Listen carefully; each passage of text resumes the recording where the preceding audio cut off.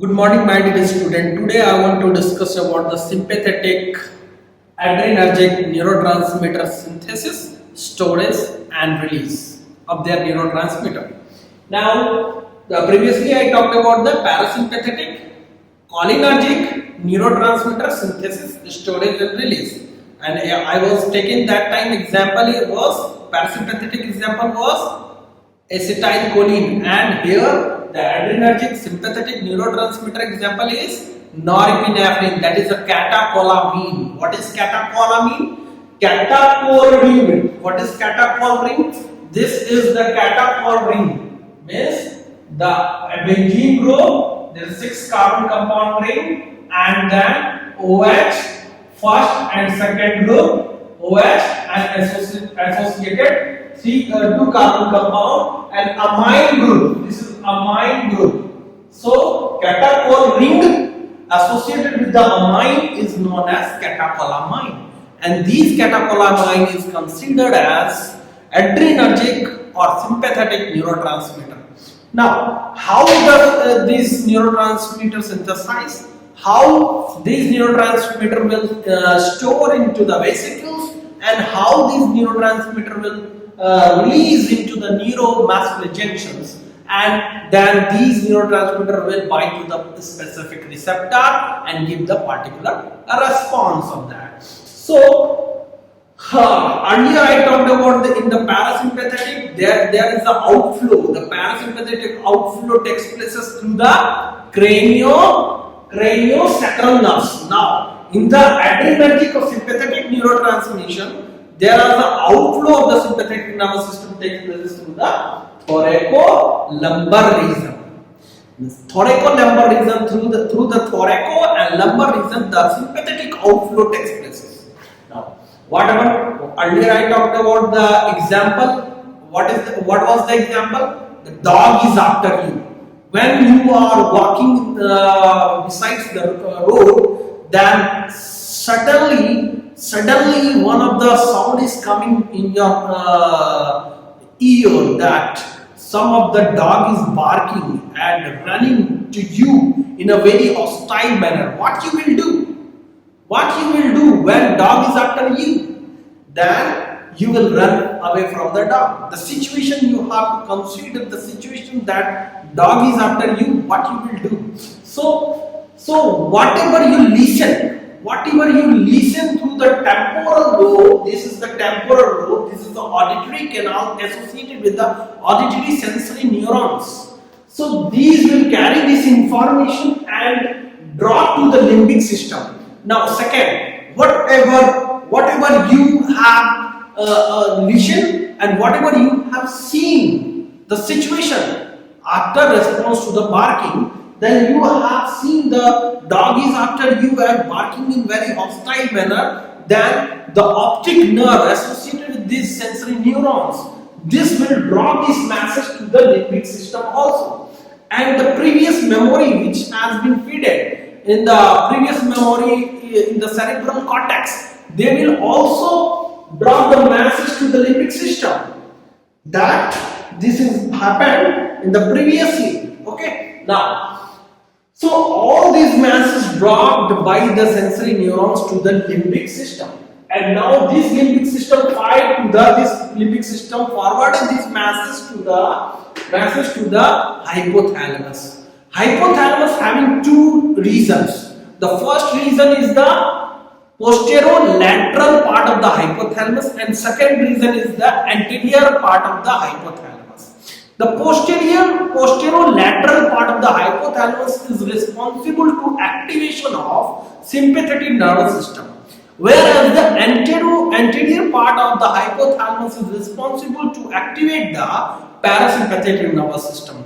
Now, these outflow will passes through the limbic system to the hypothalamus. Now, in the case of sympathetic or in the case of adrenergic system activations, the posterolateral part associated with the sympathetic nervous system activates, and when this will activate, simultaneously this will inhibited by this outflow to the anterior part of the hypothalamus. Means the anterior part of the hypothalamus will inhibited and the posterolateral part of the hypothalamus will stimulate it, and the resultant will be the sympathetic outflow. And when the sympathetic outflow will occur, this is also known as polyneuronal descending pathway activation. The polyneuronal descending pathway activations is there. So this is the sympathetic outflow. You can see the sympathetic outflow.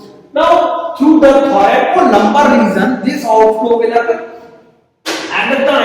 At that time, the whatever you have consumed through the food, there is a specific type of the amino acids known as tyrosine. Tyrosine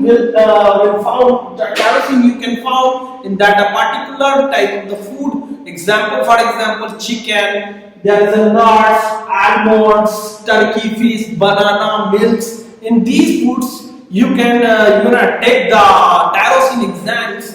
The tyrosine amino acid, this amino acid was absorbed through the gut and then GIT, and then it will transfer into the circulations of the blood. Then this circulation will go to the neurons. This is a pump associated with the tyrosine pump, and this will absorb through the tyrosine pump. Tyrosine will absorb, and then tyrosine will convert into the DOPA. Tyrosine will convert into the DOPA with the help of one of the enzyme is known as tyrosine hydroxylase enzyme. Now this DOPA will convert into the dopamine with the help of the DOPA decarboxylase enzyme. So this is the DOPA decarboxylase enzyme by removing one molecule of the carbon dioxide. When DOPA will remove the molecules of carbon dioxide, this will convert into the dopamine, and this will happen by one of the enzymes known as DOPA decarboxylase. DOPA decarboxylase means to remove the one carbon dioxide. Okay. Now dopamine will form, and these dopamine neurotransmitter will immediately store into the vesicle. Enter into the vesicle. Why immediately? Because there is one of the enzymes is known as monoamino oxidase. Means those neurotransmitter or those chemical substances who having the amino group means there is a dopamine. This is the catecholamine or amine group is there. That monoamino oxidase is responsible to oxidize the dopamine. Means this will be responsible to catabolism of the dopamine. So that's why this will immediately enter into the vesicles to prevent the metabolism or to prevent the catabolisms. Okay. Now this will enter into the dopamine in the vesicles through the dopamine pump, and next step is to dopamine conversion into the norepinephrine. This is the sympathetic neurotransmitter. So dopamine will convert into the norepinephrine with the help of the dopamine beta hydroxylase enzymes. Now the norepinephrine has been synthesized. Now this will store into the small globules or vesicles into the vesicle. Now how it will release? So previously I talked about the release of the neurotransmitter at that time of the parasympathetic outflow. Now in the sympathetic outflow, so there is a synaptobranch at the end of the vesicles, and there is a syntaxin at the end of the nerve end. Okay, now neuronal nerve end. So this will stimulate, this will attract to each other, and this vesicle will attract towards the end of the neurons, and then this will burst. How it will burst? Because the depolarization takes place. Through the depolarization, there is the calcium influx will be there, and calcium is responsible for the contractions of the vesicles and release of the neurotransmitter into the neuromuscular junction. So norepinephrine has been released into the neuromuscular junction. What will these neurotransmitter into the neuromuscular junction? These neurotransmitter will bind to the specific type of the adrenergic receptor.